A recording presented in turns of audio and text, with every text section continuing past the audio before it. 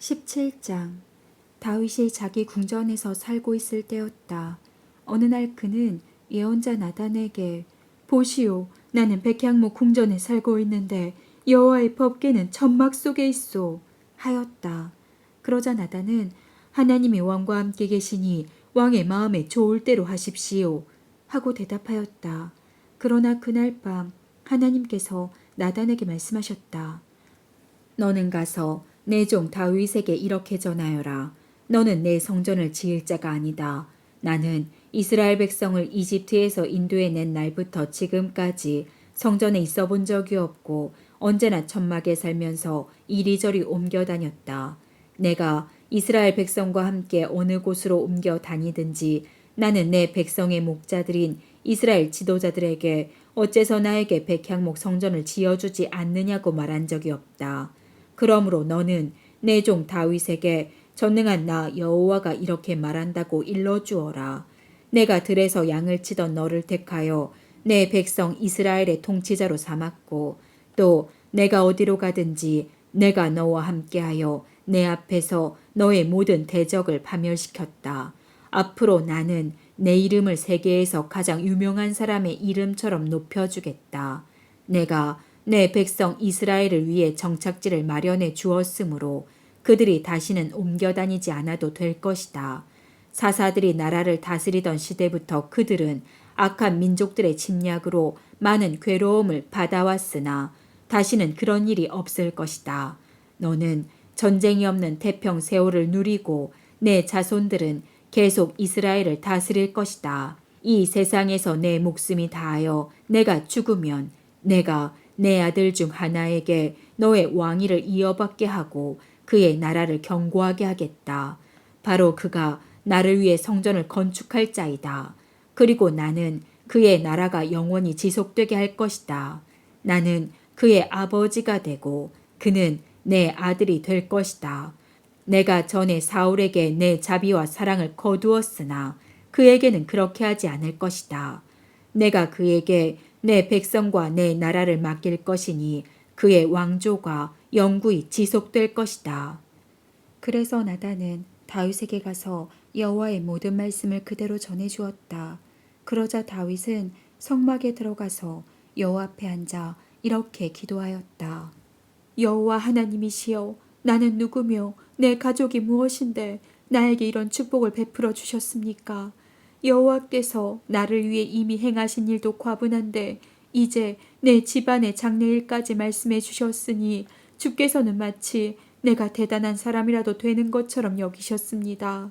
주께서 주의 종을 높이신 일에 대하여 이 다윗이 무엇을 더 말할 수 있겠습니까? 주께서는 주의 종을 잘 아십니다. 여호와여, 주께서는 주의 뜻에 따라 나를 위해 이 놀라운 일을 행하시고 이 모든 일을 나에게 알게 하셨습니다.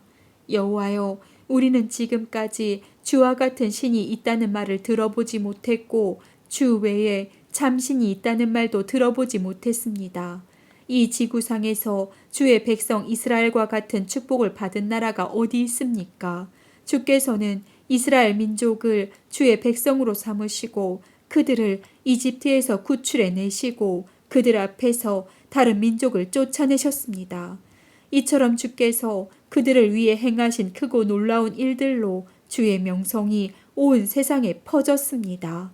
주께서는 이스라엘 민족을 영원히 주의 백성으로 삼으셨으므로 주는 저희 하나님이 되셨습니다. 여호와여, 이제 주께서 나와 내 집안에 관해서 약속하신 말씀대로 행하셔서 모든 사람이 주께서는 말씀하신 것을 언제나 행하시는 분이심을 깨달아 주의 이름에 영원한 존귀를 돌리게 하소서.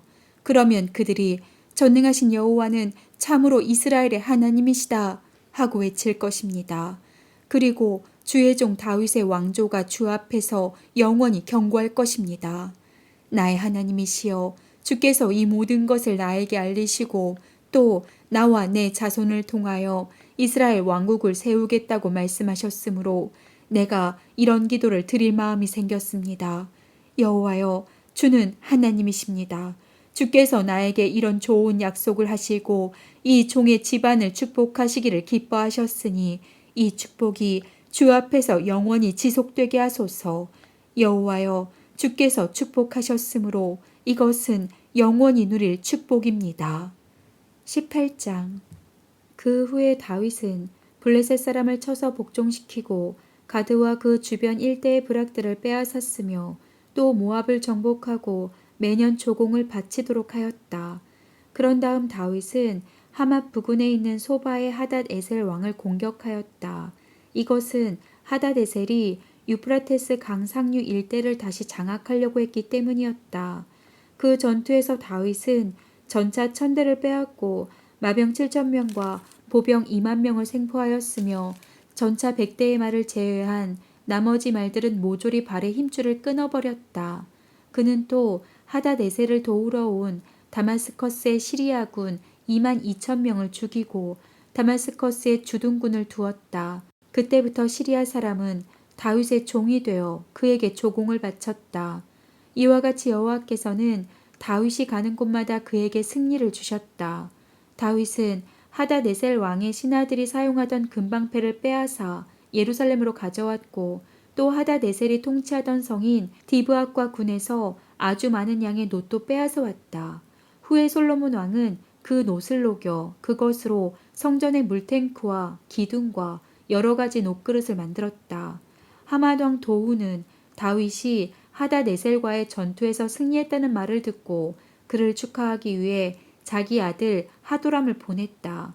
이것은 하닷 에셀과 도우가 서로 적대 관계에 있었기 때문이었다. 그는 다윗에게 금과 은과 놋으로 만든 여러 가지 물건을 선물로 보냈다. 다윗 왕은 에돔, 모압, 암몬, 아말렉, 블레셋 사람에게서 빼앗은 금은과 함께 이 선물들도 여호와께 바쳤다.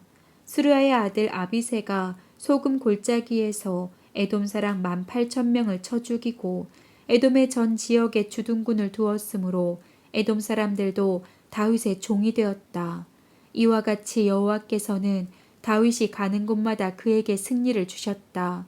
다윗은 이스라엘 전역을 다스리며 모든 백성을 위해 언제나 공정하고 옳은 일을 하였다.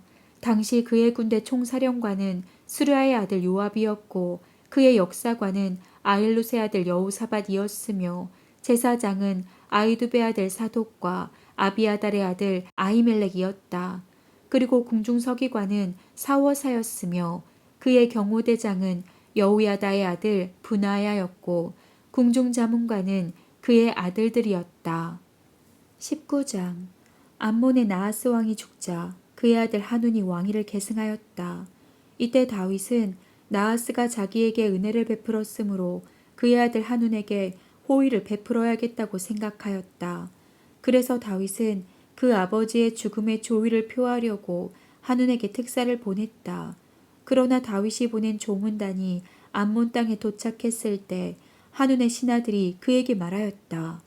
다윗이 이 조문객들을 보낸 것이 왕의 부친을 공경해서라고 생각하십니까? 아닙니다.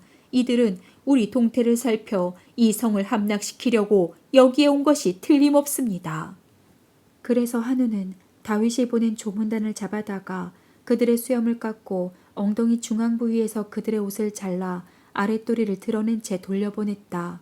다윗은 이 일을 듣고 부끄러워서 어쩔 줄 모르는 그들에게 수염이 다 자랄 때까지 여리고에 머물러 있으라고 지시하였다. 이때 암몬 사람들은 자기들이 다윗의 비유를 거스른 줄 알고 메소포타미아와 아람 마아가와 소바에서 전차와 마병을 고용하기 위해 은 34톤을 주고 전차 32,000대를 빌렸으며 또 마아가 왕과 그의 군대 지원도 받았다. 이들은 하눈 왕이 여러 성에서 징병한 암몬군과 합세하여 메드마에서 진을 치고 싸울 태세를 취하였다. 다윗은 이것을 듣고 요압과 이스라엘 전 군대를 보내 그들을 치도록 하였다. 이때 암몬 사람들은 나와서 자기들의 성문 앞에 포진하고 그들을 도우러 온 외국 용병들은 들에서 싸울 태세를 갖추고 있었다. 요압은 적군이 자기 앞뒤에 있는 것을 보고 정예병을 뽑아 시리아군과 맞서게 하고 나머지 병력은 그의 동생 아비새에게 맡겨 암몬군과 대치하도록 하였다. 그러고서 요압은 아비새에게 이렇게 말하였다. 만일 시리아군이 나보다 강하면 내가 와서 나를 도와라. 그러나 암몬군이 너보다 강하면 내가 가서 너를 돕겠다. 자, 힘을 내어라. 우리 백성과 우리 하나님의 성들을 위해서 용감하게 싸우자. 모든 것은 여호와의 뜻대로 될 것이다. 요압과 그의 군대가 시리아군을 공격하자 그들은 도주하기 시작하였다. 그때 암몬 사람들은 시리아군이 도주하는 것을 보고 아빗의 앞에서 도망하여 성 안으로 들어가 버렸다. 그래서 요압은 예루살렘으로 돌아왔다. 시리아군은 자기들이 이스라엘 군에게 패한 것을 알고 유프라테스 강 동쪽 지방에서 추가 병력을 모아 하닷 에셀 왕의 군대 총사령관인 소박의 지휘를 받았다. 다윗은 이것을 듣고 모든 이스라엘군을 모아 요단강을 건너가서 시리아군과 맞서 싸웠다. 그러나 이번에도 시리아군은 패하여 도망하였고 이스라엘군은 시리아의 전차병 7,000명과 보병 4만 명을 죽이고 또 그들의 총사령관인 소박도 죽였다. 그리고 하닷 에셀에게 예속된 왕들은 시리아군이 패한 것을 보고 다윗에게 항복하여 그의 종이 되었다. 그래서 그 후부터는 시리아 사람이 다시는 암몬 사람을 도우려고 하지 않았다. 20장. 해가 바뀌어 왕들이 전쟁을 시작하는 봄철이 되었을 때 요압은 이스라엘군을 이끌고 나가서 암몬 땅을 침략하였다. 그러나 다윗은 예루살렘에 머물러 있었다. 이스라엘군이 랍바성을 쳐서 함락시키자 다윗은 현지에 가서 보고 암몬 왕의 머리에서 왕관을 벗겨 그것을 자기 머리에 썼다. 그 왕관은 보석을 박은 금 면류관으로 그 무게가 약 34kg이나 되었다. 다윗은 또 그 성에서 수많은 전리품을 거두고 그 백성들을 거기서 끌어내어 강제로 돕질과 괭이질과 도끼질을 시켰으며 암몬 사람의 다른 모든 성에도 이렇게 하였다. 그런 다음에 다윗과 그 군대는 예루살렘으로 돌아왔다.